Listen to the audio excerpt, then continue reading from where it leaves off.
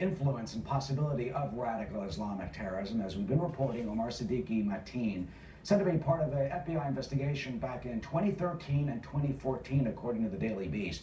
There was a terrorism investigation. It reports those cases somehow closed. This has happened before in Paris, Brussels, Syria, Kenya.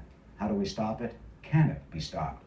Dr. Zuddi joins us now. He's president of the American Islamic Forum for Democracy, co-founder of the Muslim Reform Movement, and author of The Battle for the Soul of Islam. Thank you so much for joining us today.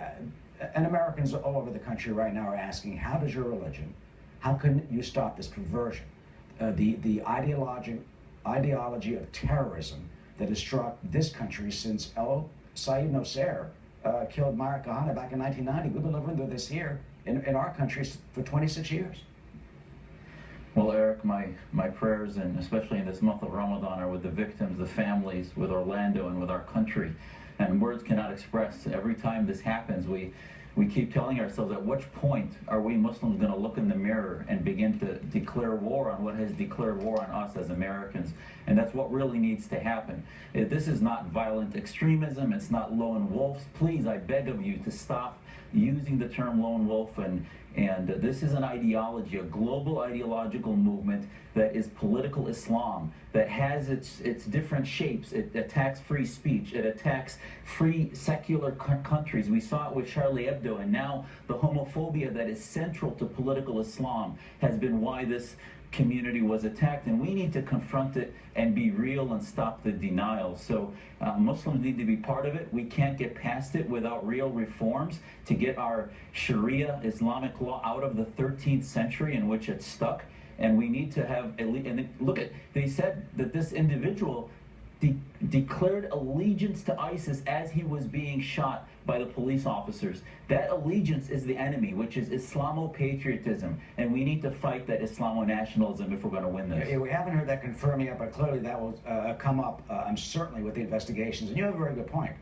You know, a few hours ago in Florida during the news conference, they brought out an imam, a local imam, clearly with very good intentions.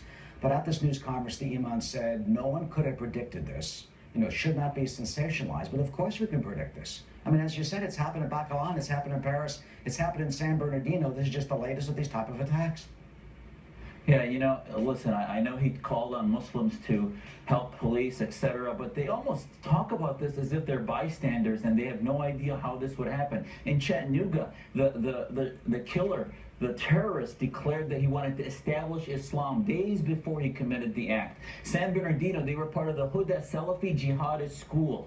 And we should, as Muslims now with Orlando, realize that we need to be countering the ideologies before they become militant, violent extremism, and change the mantra from violent extremism to violent Islamism. And I'm sorry, I'm not seeing enough anger from the Muslim community about the ideology. In this month of atonement, we should be looking in the mirror to say what it is about the theocratic ideas that we harbor with us in the countries that we live in. This radical clearly divided the world into the land of Islam and the land of war. And he believed gay bars, etc., aren't part of Iran, aren't part of Saudi Arabia, where Muslims are supreme, and he wanted to establish that here. We as Muslims need to stand and declare war on that intolerance and on that hate. Well, these extremists have declared war on us, on our values and our freedoms and what we represent, and they've been doing that for a generation now, and sadly will continue. Dr. Zuddi, we thank you so much for your analysis and insight today.